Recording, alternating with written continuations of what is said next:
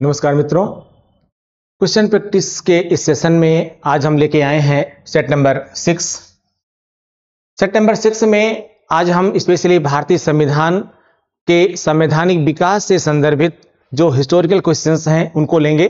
जैसा कि हमने आपसे पहले वादा किया था कि हम राजनीति विज्ञान में यानी पॉलिटिकल साइंस में लगभग जितने भी पार्ट हैं उन सभी की क्वेश्चन प्रैक्टिस आपको करवाने की पूरी कोशिश करेंगे। आपके एग्जाम से पहले आपकी फुल और सेटिस्फाइंग प्रिपरेशन करवाने में जो हमारी भूमिका हो सकती है उसका हम निर्वहन करेंगे। तो उसी सीरीज में आज हम सेट नंबर 6 लेकर के आए हुए हैं। मैंने आपसे पहले भी कहा था कि एक क्वेश्चन की व्याख्या के साथ साथ आपको कई क्वेश्चन और भी मिल जाएंगे, इसलिए पूरे वीडियोज को देखिए, ठीक है, और कोशिश करिए कि व्याख्या को अच्छी तरीके से समझने की कोशिश भी हम आप लोग करें, ठीक है। आइए स्टार्ट करते हैं क्वेश्चंस को। पहला क्वेश्चन, निम्नलिखित में से किसमें गांधी जी ने पहली बार हथियार के रूप में भूख हड़ताल का इस्तेमाल किया था? निम्नलिखित में से किसमें गांधी जी ने पहली बार हथियार के रूप में भूख हड़ताल का इस्तेमाल किया था? यहां मैं 2 बार मैंने प्रश्न को पढ़ा, ध्यान दीजिएगा। जब भी आप किसी भी क्वेश्चन को सॉल्व कीजिए, हम पहले बता चुके हैं आपको कि इस बार मैं फिर रिपीट कर रहा हूं, अभी पीसीएस का पेपर हुआ है, कल एसओ शीट भी आ गई है। बहुत सारे स्टूडेंट्स का मेरे पास फोन आया और कुछ बच्चे तो एक कह सकते हैं रोने जैसे लगे थे कि सर ये सब क्वेश्चन हमको आ रहे थे, करीब 8-10 क्वेश्चन हमारे ऐसे गलत हो गए जो है जो नहीं गलत होना चाहिए था। मुझे आ रहा था लेकिन हमने सही से क्वेश्चन को पढ़ा नहीं, जल्दबाजी में क्वेश्चन को पढ़ा और हमसे मिस्टेक हो गई। मैं आपको इसलिए बता रहा हूं बच्चे, क्योंकि मुझे 16-17 सालों का एक्सपीरियंस है और उस एक्सपीरियंस के बेस पर मैं कह रहा हूं कि मुझे अक्सर आज मेरा एक स्टूडेंट जो यहीं पर MNIT में रिसर्च कर रहा है, वो आया, उसने कहा सर मेरा मात्र 1-2 क्वेश्चन अगर जो कुछ गड़बड़ हैं अगर वो सही हो जाते हैं तो मैं हो जाता मेरा प्री, लेकिन शायद ना हो पाए अगर उस क्वेश्चन को आयोग ने सही मान लिया तो। जैसा कि उसका दावा है कि 2 क्वेश्चन गलत है। दरअसल उसने भी यही बात बताई कि जल्दबाजी में सर क्वेश्चन को पढ़ा और मुझे लगा बस यही होगा और निकल गया। तो कभी भी ऐसी गलती मत करिए, क्वेश्चन को ध्यान से पढ़िए। अपने आप याद रखिएगा हर प्रश्न के साथ उत्तर कभी कभी छुपा भी रहता है, इसलिए जब तक प्रश्न ही नहीं समझेंगे आप तब तक उसका आंसर आप कैसे देंगे, ठीक है। तो क्वेश्चन को 2 बार पढ़ा हमने, मैं तीसरी बार पढ़ रहा हूं। निम्नलिखित में से किसमें गांधी जी ने पहली बार हथियार के रूप में भूख हड़ताल का इस्तेमाल किया था? यहां क्वेश्चन कह रहा है पहली बार हथियार के रूप में। आप जानते हैं गांधी जी हिंसा के प्रबल विरोधी थे। गांधी जी किसी भी प्रकार की हिंसा को बर्दाश्त नहीं करते थे और उनका यह मानना था कि हिंसा से प्रबल हथियार अहिंसा हो सकता है, बशर्ते इसका आप सकारात्मक उपयोग करें। अगर आप सकारात्मक उपयोग करते हैं तो यानी ये तो यहां तक मानते थे कि अंगुलीमाल को भी सुधारा जा सकता है, हिंसा के दम पर नहीं बल्कि अहिंसा के दम पर। ये किसी को भी अहिंसा के दम पर सुधारने की बात करते थे, तो एक अच्छी बात थी। क्वेश्चन आपका जो कह रहा है असहयोग आंदोलन में कैसा किया था पहली बार? रॉलेट एक्ट में ऐसा किया था, अहमदाबाद कारखाने की हड़ताल में किया था, या बारदोली सत्याग्रह में किया था? आंसर होगा इसका अहमदाबाद कारखाने की हड़ताल। 1918 की घटना है, 1918 की घटना है। अहमदाबाद में एक मिल थी जिसमें कार्य करने वाले मजदूरों यानी श्रमिकों का प्रबंधन से यानी मिल मालिकों से विवाद चल रहा था। जो मजदूर थे वो प्लेग बोनस की बात कर रहे थे, प्लेग बोनस की बात कर रहे थे और मिल मालिक उनको ये बोनस देने को तैयार नहीं थे या बहुत ही कम मात्रा में दे रहे थे।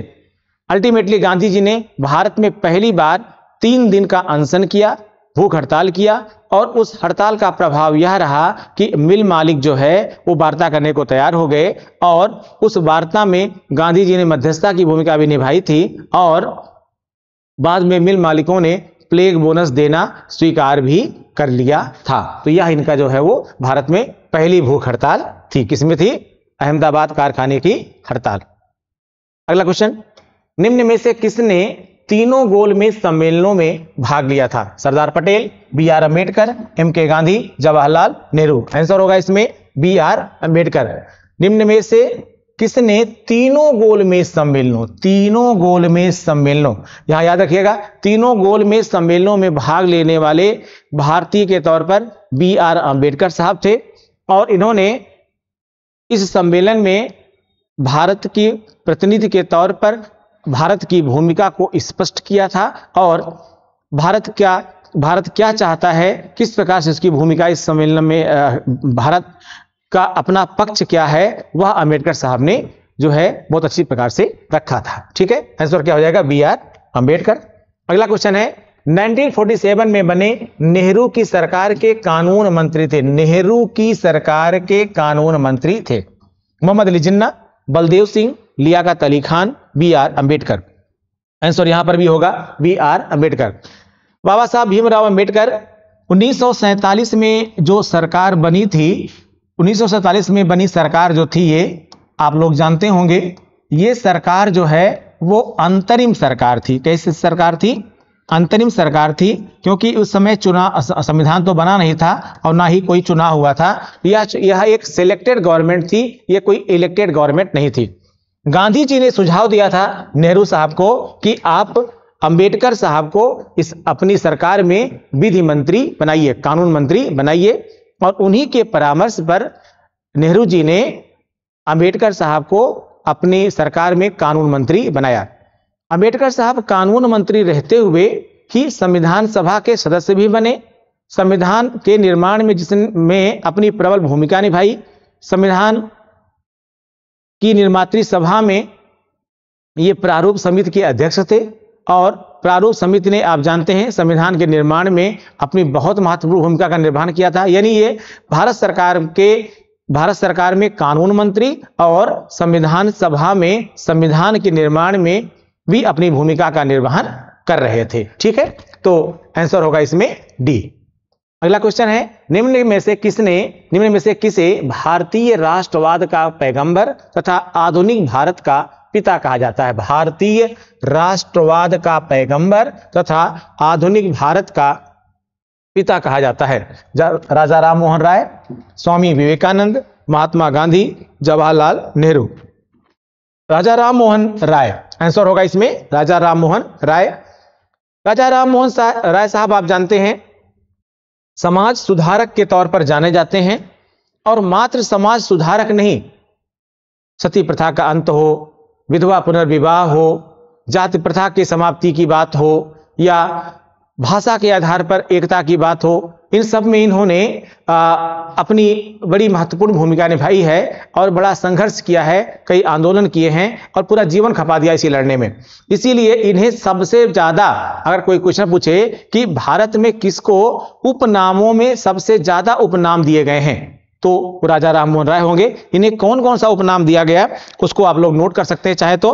राजा राम मोहन राय को भारतीय पुनर्जागरण का पिता, पहली चीज तो भारतीय पुनर्जागरण का पिता कहा जाता है, भारतीय राष्ट्रवाद का पैगंबर कहा जाता है, इन्हें अतीत और भविष्य के मध्य सेतु कहा जाता है, इन्हें भारतीय राष्ट्रवाद का जनक कहा जाता है, इन्हें आधुनिक भारत का पिता कहा जाता है, और सबसे बढ़कर इन्हें युग प्रवर्तक भी कहा जाता है, युग प्रवर्तक भी कहा जाता है। तो आंसर होगा इसमें राजा राम मोहन राय। अगला क्वेश्चन, सर्वप्रथम किसने अपने लेखन के माध्यम से स्वराज्य की मांग उठाई थी। सर्वप्रथम किसने अपने लेखन के माध्यम से स्वराज्य की मांग उठाई थी। राजा राम मोहन राय, रामकृष्ण परमहंस, स्वामी विवेकानंद, स्वामी दयानंद सरस्वती। स्वामी दयानंद सरस्वती, आंसर होगा इसमें स्वामी दयानंद सरस्वती। स्वामी दयानंद सरस्वती, ये भी आप जानते हैं, ये भी एक समाज सुधारक थे, और समाज सुधारक के तौर पर इन्होंने जाति प्रथा का जबरदस्त विरोध किया था। दयानंद सरस्वती साहब ने हिंदी को राष्ट्रभाषा के तौर पर भी स्वीकार किया था, और यह मानना था कि भारत को भाषा के आधार पर अगर जोड़ने की बात की जाए तो उसमें हिंदी की प्रमुख भूमिका होगी। ठीक है, और सबसे पहले यहां याद रखिएगा, कई बार गांधी जी और दयानंद सरस्वती में आपको कंफ्यूजन हो जाता है। विदेशी वस्तुओं का बहिष्कार और स्वदेशी वस्तुओं को अपनाने की जो पहल थी वह सबसे पहले दयानंद सरस्वती साहब ने ही प्रारंभ की थी। गांधी जी ने बाद में विदेशी वस्तुओं के बहिष्कार की बात की थी। विदेशी वस्तुओं के बहिष्कार का जो पहली मांग उठाई थी वो दयानंद सरस्वती जी ने उठाई थी, और स्वदेशी अपनाने के प्रबल समर्थकों में भी यही थे। ठीक है, और ये भी याद रखिएगा, क्योंकि ये सकारात्मक विचार थे। भारत को एक रखने के लिए या भारत को एक करने में दरअसल स्वतंत्रता आंदोलन या कोई भी आंदोलन तब तक सफल नहीं हो सकता है जब तक उस आंदोलन में सबकी भागीदारी नहीं होगी। तो सबको एक करना पड़ेगा। जोड़ने में कुछ बातें ऐसी हो सकती हैं जो जोड़ने में सहायक हो सकती हैं, और प्रायः वे विचार सकारात्मक विचार ही होते हैं। सकारात्मक विचारों के द्वारा ही लोगों को जोड़ा जा सकता है। नकारात्मकता सिर्फ अलग करती है, पृथक करती है, बांटती है। तो ये जितने मैंने विचार बताए आपको अभी, दयानंद सरस्वती के ये सभी विचार स्वतंत्रता आंदोलन में एक सकारात्मक विचार के तौर पर स्वीकार भी किए गए। ठीक है, अगला क्वेश्चन देखते हैं हम लोग। निम्न में से किस आधार पर स्वामी दयानंद सरस्वती ने सर्वोच्चता को निर्धारित करने का विरोध किया? निम्न में से किस आधार पर स्वामी दयानंद सरस्वती ने सर्वोच्चता को निर्धारित करने का विरोध किया? पहला है कार्य, दूसरा है जन्म, तीसरा है गतिविधि और अगला है मनोविज्ञान। मनोविज्ञान आंसर होगा इसमें जन्म। मैंने भी बताया आपको कि स्वामी दयानंद सरस्वती ये समाज सुधारक भी थे, और समाज की सबसे बड़ी बाधा ये देखते थे वो है जाति। ये मानते थे कि हिंदू धर्म या सनातन धर्म को एक करने के लिए हमें जात शब्द को भूलना पड़ेगा, जाति को हमको हटाना पड़ेगा। लेकिन और अगर हम वैदिक धर्म रीति रिवाज की बात करें तो इनका यह मानना था कि जो हमारा वैदिक समाज था, जो हमारा वैदिक धर्म था, उसमें जाति कहीं से नहीं थी। उसमें कर्म के आधार पर लोगों को बांटा गया था, या कर्म के आधार पर जो है लोग अलग अलग उस तरह से जाने जाते थे। यानी ये जन्म को सर्वोच्चता का आधार नहीं मानते थे, ये मानते थे कि व्यक्ति कर्म के आधार पर सर्वोच्च हो सकता है। और इसीलिए वैदिक धर्म की शुद्ध रूप से पुनः स्थापना करने के उद्देश्य से ही इन्होंने 7 अप्रैल 1875 को बंबई में, तब तत्कालीन जो बंबई थी, हिंदी में बंबई थी, अंग्रेजी में बॉम्बे था, जिसको आज बाद में हिंदी अंग्रेजी दोनों में मुंबई कर दिया गया है। 1875 में इन्होंने क्या किया था? बंबई में आर्य समाज की स्थापना किया था। क्वेश्चन बनता है यहां पर कि आर्य समाज की स्थापना कब हुई थी? तो बंबई में हुई थी। कब हुई थी? 7 अप्रैल 1875 को हुई थी। और आर्य समाज की स्थापना का उद्देश्य ही था जाति बंधनों से मुक्ति। किसी भी प्रकार की जाति व्यवस्था को यह मानता नहीं था, और सरस्वती जी का यह मानना था कि वैदिक धर्म भी हमारा जाति व्यवस्था का वो मानता नहीं था। कर्म के आधार पर लोगों से व्यवहार होता था, कर्म के आधार पर ही सर्वोच्चता को भी स्वीकार करता था। ठीक है, अगला क्वेश्चन होगा 7वां प्रश्न। सर्वप्रथम किसने 1857 के विद्रोह को भारत का प्रथम स्वतंत्रता संग्राम कहा? सर्वप्रथम किसने 1857 के विद्रोह को भारत का प्रथम स्वतंत्रता संग्राम कहा? BD. Savarkar, RC. Majumdar, Bipin Chandra, sir John Lawrence. Answer होगा इसमें विनायक दामोदर सावरकर, बी.डी. सावरकर। बी.डी. सावरकर साहब के बारे में आप लोग जानते होंगे। बी.डी. सावरकर साहब ने एक किताब लिखा था, the Indian war of independence, the Indian war of independence 1857। 1857 के विद्रोह को कुछ लोग सैनिक विद्रोह कहते हैं। 1857 के विद्रोह को कुछ लोग धर्मगत विद्रोह भी कहते हैं, क्योंकि ऐसा माना गया था कि मुस्लिमों ने अंग्रेजों के खिलाफ इसलिए विरोध किया क्योंकि उन्हें यह पता चला कि कारतूस में सुअर की चर्बी का इस्तेमाल किया गया है। हिंदुओं ने इसलिए विरोध किया क्योंकि उन्हें यह पता चला कि गाय की चर्बी का इस्तेमाल किया गया है कारतूस में, ठीक है, जिसको उनको दांतों से खींचना पड़ता था, इसलिए यह विद्रोह हुआ। तो वहीं पर कुछ लोग यह मानते हैं कि वास्तव में यह एक सुनियोजित स्वतंत्रता संग्राम था। सफल या असफल वो अलग बात है, लेकिन कुछ लोग यह मानते हैं कि यह सुनियोजित स्वतंत्रता संग्राम था और यह भारत का प्रथम सुनियोजित स्वतंत्रता संग्राम था। और उन्हीं में बी.डी. सावरकर साहब भी आते हैं। विनायक दामोदर सावरकर साहब ने अपनी किताब में इसको भारतीय स्वतंत्रता संग्राम या भारत की स्वतंत्रता के लिए जो पहली लड़ाई थी, ये मानते हैं कि 1857 का जो विद्रोह था यह भारतीय स्वतंत्रता संग्राम का पहला विद्रोह और भारतीय स्वतंत्रता के लिए लड़ाई थी। ठीक है, अगला क्वेश्चन क्या कहता है, पिट्स इंडिया अधिनियम किस वर्ष अधिनियमित किया गया था? पिट्स इंडिया अधिनियम किस वर्ष अधिनियमित किया गया था, जिसने भारत में ईस्ट इंडिया कंपनी पर नियंत्रण करने के लिए ब्रिटेन में नियंत्रण बोर्ड की स्थापना का प्रावधान किया था? 1773, 1784, 1832 और उपर्युक्त में से कोई नहीं। आंसर हो जाएगा इसमें 1784। क्या हो जाएगा? 1784। आप जानते हैं किसी पर नियंत्रण की बात कब उठती है? जब कहीं ना कहीं कुछ गड़बड़ियां होने लगती हैं और कोई उन गड़बड़ियों का विरोध करने लगता है। तो भारतीयों के द्वारा ईस्ट इंडिया कंपनी पर तरह तरह के आरोप लगाए गए। उनकी जांच के लिए एक आयोग भी आया। उसने अपनी जांच में कहीं ना कहीं ये पाया कि ईस्ट इंडिया कंपनी से कुछ गलतियां हो रही है और इसीलिए एक पिट्स एक्ट लाया गया 1784 में, जिसको हम आप पिट्स इंडिया एक्ट कहते हैं। इस एक्ट के माध्यम से कंपनी पर नियंत्रण के लिए ब्रिटेन में एक नियंत्रण बोर्ड बनाया गया और ये जो नियंत्रण बोर्ड बनाया गया, जो नियंत्रण बोर्ड गठित किया गया, यह कंपनी के व्यापारिक एवं राजनीतिक कार्यों को परिचित तो अलग करता था यह अधिनियम, और इसके राजनीतिक कार्यों पर नियंत्रण और पर्यवेक्षण करने के लिए ये जो ब्रिटेन में बोर्ड स्थापित किया गया उसकी स्थापना की गई थी।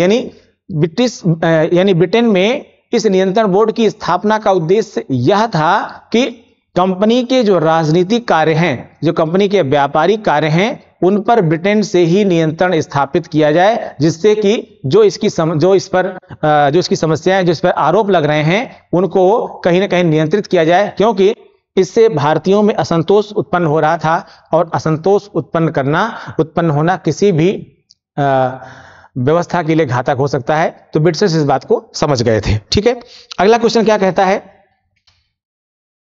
निम्न में से किस कानून द्वारा ईस्ट इंडिया कंपनी से सत्ता ब्रिटिश साम्राज्य को हस्तांतरित कर दी गई? निम्न में से किस कानून द्वारा ईस्ट इंडिया कंपनी से सत्ता ब्रिटिश साम्राज्य को हस्तांतरित कर दी गई? भारत सरकार अधिनियम 1858, भारत सरकार अधिनियम 1861, royal titles act 1876, Indian council act 1892। यहां अक्सर 1858 और 1861 में आपको थोड़ा सा क्या हो जाता है, कंफ्यूजन हो जाता है। आंसर होगा इसका भारत सरकार अधिनियम 1858। भारत सरकार अधिनियम 1858। भारत सरकार अधिनियम 1858 के द्वारा भारत का शासन ब्रिटिश साम्राज्य को हस्तांतरित कर दिया गया था और इसमें गवर्नर जनरल का जो नाम था वह भी बदल दिया गया था और गवर्नर जनरल को वायसराय कहा जाने लगा था। और जो ये वायसराय था, ये ब्रिटिश क्राउन का एक तरह से डायरेक्ट रिप्रेजेंटेटिव बन गया था। ब्रिटिश ताज का प्रत्यक्ष जो है वो क्या हो गया था, प्रतिनिधि बन गया था। और आप जानते हैं लॉर्ड कैनिंग भारत के प्रथम वायसराय थे। लॉर्ड कैनिंग भारत के प्रथम वायसराय थे। ठीक है, अगला क्वेश्चन देखते हैं। सावरकर जुड़े थे भारतीय राष्ट्रीय कांग्रेस, स्वतंत्र लेबर पार्टी, हिंदू महासभा, कोई नहीं। ये हिंदू महासभा के सदस्य थे और भारत को हिंदू राष्ट्र बनाना चाहते थे और हिंदू राष्ट्र के प्रबल समर्थक भी थे। ठीक है, इन्होंने भारतीय स्वतंत्रता आंदोलन में भी अपनी प्रमुख भूमिका निभाई थी। ठीक है, और आप ये भी कह सकते हैं कि हिंदू राष्ट्र की विचारधारा को आगे बढ़ाने में बी.डी. सावरकर साहब का बड़ा योगदान था। और ठीक है, बी.डी. सावरकर को आजकल बड़ा कंट्रोवर्शियल माना जाता है और तरह तरह से इनका विरोध किया जाता है। तो कुछ लोग विरोध करते हैं, कुछ लोग समर्थन करते हैं। व्यक्ति अपने स्थान पर है, विचारधारा अपने स्थान पर है। विचारधारा का विरोध होना चाहिए, विचारधारा का समर्थन होना चाहिए, व्यक्ति का विरोध या समर्थन नहीं होना चाहिए। ठीक है। और बीडी सावरकर साहब जो है हिंदू महासभा के सदस्य थे, तो इस हिसाब से आंसर क्या हो जाएगा, हिंदू महासभा। भारत में प्रतिनिधि सरकार की नींव किस अधिनियम द्वारा पड़ी? भारत में प्रतिनिधि सरकार, रिप्रेजेंटेटिव गवर्नमेंट की नींव किस अधिनियम द्वारा पड़ी? भारतीय परिषद अधिनियम 1892, भारत सरकार अधिनियम 1935, भारतीय परिषद अधिनियम 1861 और सुधार अधिनियम 1909। सुधार अधिनियम 1909। इसमें आंसर हो जाएगा भारत परिषद अधिनियम 1861। भारतीय परिषद अधिनियम 1861। ठीक है। क्या हुआ था इसके द्वारा? भारतीय परिषद अधिनियम 1861 जो था हमारा, इससे भारत में प्रतिनिधि संस्थाओं का आरंभ माना जाता है। इसके तहत कानून बनाने के लिए वायसराय की कार्यकारिणी में भारतीयों के प्रवेश की भी अनुमति मिली थी। यानी आप ये कह सकते हैं कि इस अधिनियम ने विधि निर्माण में पहली बार, कानून निर्माण में पहली बार भारतीयों को शामिल करने का प्रारंभ किया था। यानी इस अधिनियम के द्वारा ही पहली बार भारतीयों को शामिल किया जाने लगा। जो वायसराय की कार्यकारिणी परिषद थी, उसमें न्यूनतम 6 और अधिकतम 12 अतिरिक्त सदस्यों को नियुक्त करने का प्रावधान किया गया था। ठीक है। आइए अगला क्वेश्चन देखते हैं हम लोग। जब वर्नाकुलर प्रेस एक्ट पारित किया गया, तब भारत का गवर्नर जनरल कौन था? Lord Curzon, Lord Macaulay, Lord Irwin और लॉर्ड लिटन। लॉर्ड लिटन इसका आंसर होगा। क्या होगा answer? Lord Lytton. Lord Lytton और लॉर्ड रिपन, दो ये नाम मिलते जुलते हैं, लेकिन दोनों एक दूसरे के विपरीत थे। लॉर्ड लिटन भारत के लिए बहुत सख्त था, जबकि लॉर्ड रिपन भारत के लिए काफी नरम थे, या कुछ उन्होंने सुधार भी किए। ठीक है। और कुछ नहीं बल्कि काफी सुधार किए, और भारतीय प्रशासनिक व्यवस्था में उन्हें सुधारों का मसीहा भी कहा जाता है, लॉर्ड रिपन साहब को। लेकिन लॉर्ड लिटन साहब तो महागड़बड़ काम किए थे। क्या किया था इन्होंने?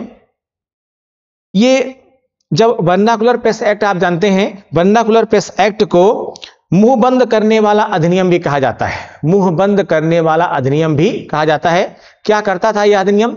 इस अधिनियम यानी 1878 में इस अधिनियम को लाया गया था, और इस अधिनियम के माध्यम से भारतीय प्रेस पर प्रतिबंध लगा दिया गया था। यानी इसके माध्यम से जो अंग्रेजी भाषा के पेपर थे वो तो प्रकाशित हो सकते थे, लेकिन हिंदी भाषा या अन्य भाषा के जो है पेपरों के प्रकाशन पर रोक लगा दी गई थी। ठीक है। यानी देसी भाषा के प्रेस अधिनियम को रद्द कर दिया गया था। जो देसी भाषा का जो प्रेस अधिनियम, जो देसी भाषा के प्रेस थे उन पर प्रतिबंध लगा दिया गया था। लेकिन जब 1882 में लॉर्ड रिपन साहब आए, कौन आए? लॉर्ड रिपन साहब। इसलिए कई बार मैंने अभी कहा था कि क्वेश्चन को ध्यान से पढ़िए, तो क्वेश्चन को ध्यान से पढ़ेंगे तो इसमें लॉर्ड लिटन लिखा हुआ है। लॉर्ड लिटन साहब बड़ा गड़बड़ थे, लेकिन लॉर्ड रिपन साहब भारत के लिए अच्छे थे। तो लॉर्ड रिपन ने 1882 में वर्नाकुलर प्रेस एक्ट या देसी भाषा प्रेस अधिनियम को रद्द कर दिया, और भारतीय भाषाओं के समाचार पत्रों को अंग्रेजी भाषा के समाचार पत्रों के समान ही स्वतंत्रता प्रदान की गई। ठीक है। तो इसमें आंसर क्या होगा? लॉर्ड लिटन साहब होगा, लॉर्ड लिटन। अगला क्वेश्चन है, किसका काल भारतीय राष्ट्रवाद का बीजांकुरण काल कहा जाता है? किसका काल भारतीय राष्ट्रवाद का बीजांकुरण काल कहा जाता है? किसका काल? कभी कभी थोड़ी सी हिंदी में आगे पीछे गड़बड़ी हो सकती है बेसिकली, क्योंकि मैं इंग्लिश मीडियम का टीचर ज्यादा रहा हूं, तो इसलिए कई बार ऐसी चीजें हो जाती होंगी। किसका काल भारतीय राष्ट्रवाद का बीजांकुरण काल कहा जाता है? Lord William Bentinck, Lord Ripon, Lord Lytton, Lord Curzon. भारतीय राष्ट्रवाद का बीजांकुरण काल, यहां पर भी आंसर क्या होगा? लॉर्ड लिटन होना चाहिए, 13 का जो है वो डी होना चाहिए। इसका आंसर सी लॉर्ड लिटन। ठीक है, आंसर क्या होगा? लॉर्ड लिटन, लॉर्ड लिटन या लॉर्ड लिटन जो भी हैं। ठीक है, तो भारतीय राष्ट्रवाद का बीजांकुरण काल क्यों कहा जाता है बीजांकुरण काल? ऐसा नहीं कि कोई ये अच्छे थे, नहीं, अच्छे बिल्कुल नहीं थे।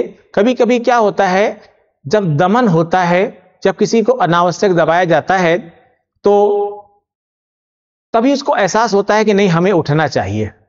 भारतीयों को भी लिटन साहब ने जिस तरह से दबाने का प्रयास किया था, दबाया कैसे था? भाई हम जो मांग रहे हैं आप क्या करिए, उसको दीजिए ना दीजिए, लेकिन जो है अगर उसको भी खत्म कर देंगे तो क्या होगा? भारतीयों की मांग थी कि जो आईसीएस की परीक्षा लंदन में हो रही है, एक तो लंदन में हो रही है और ऊपर से उसकी एज अधिकतम है 21 वर्ष। भारतीयों का मानना था कि इसको बढ़ा करके 23 वर्ष या 25 वर्ष किया जाए। लॉर्ड लिटन साहब ने क्या किया? बड़ा अच्छा काम किया। क्या किया इन्होंने एज को घटा दिया और 19 वर्ष कर दिया। एज को घटा क्या कर दिया? 19 वर्ष कर दिया। अब इससे भी हम मांग रहे थे कुछ, दे दिया आपने कुछ, तो यानी इनकी मांग के एकदम विपरीत था। ठीक है, 1878 में ये क्या लेके आए? वर्नाकुलर प्रेस एक्ट लेकर के आए। वर्नाकुलर प्रेस एक्ट जो था, मैंने अभी इससे पहले बताया था आपको कि इसको मुंह बंद करने वाला अधिनियम भी माना जाता है। यानी आप उनकी आवाज को दबाने का काम भी कर रहे हैं, उनकी आवाज को दबाने का काम भी कर रहे हैं। तो ये सब जो इनके कार्य थे, इन सब कार्यों ने भारतीयों को ब्रिटिश शासन के खिलाफ एकजुट करने का काम किया। और यह जो एकजुटता थी वो लिटन के कार्यकाल में भारतीय राष्ट्रवाद का बीजांकुरण काल कहीं ना कहीं बन गया। यानी विपरीत परिस्थितियों में जिस प्रकार से भारतीयों को दबाने का प्रयास किया जा रहा था, उन परिस्थितियों ने एक तरह से विद्रोह को जन्म दिया, एक तरह से विद्रोह को जन्म दिया। और वही जाकर के कहीं ना कहीं बाद में विद्रोह के तौर पर जो है सामने भी आया और भारतीयों में एकजुटता भी धीरे धीरे बढ़ने लगी। अगला क्वेश्चन देखते हैं हम लोग। भारत के गवर्नर जनरल के पद की व्यवस्था का प्रावधान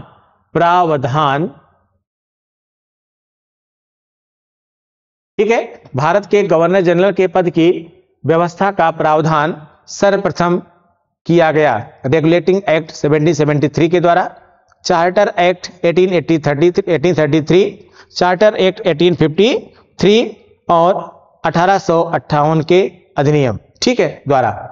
इसमें आंसर होगा रेगुलेटिंग एक्ट 1773। ठीक है, भारत के गवर्नर जनरल के पद की व्यवस्था का प्रावधान किसके किया गया? रेगुलेटिंग एक्ट 1773 के द्वारा। रेगुलेटिंग एक्ट 1773 के द्वारा जो बंगाल के गवर्नर थे उन्हें क्या किया गया? कलकत्ता, बंबई और मद्रास तीनों प्रेसिडेंसी को मिला करके उन्हें गवर्नर जनरल बनाया गया। यानी अब जो बंगाल का गवर्नर जनरल था वह संपूर्ण भारत का क्या बन गया था? गवर्नर जनरल बन गया था। ठीक है, और 1833 के एक्ट द्वारा बंगाल के गवर्नर जनरल को बाद में क्या किया गया? 1833 का जो एक्ट था उसके द्वारा बंगाल के गवर्नर जनरल को पूरे भारत का गवर्नर जनरल बना दिया गया था। और आप जानते हैं भारत के प्रथम गवर्नर जनरल के तौर पर इसको माना जाता है। भारत का जो प्रथम गवर्नर जनरल था वो कौन था? लॉर्ड विलियम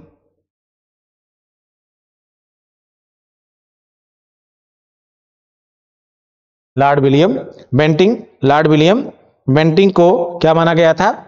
भारत का प्रथम गवर्नर जनरल माना गया था, बनाया गया था।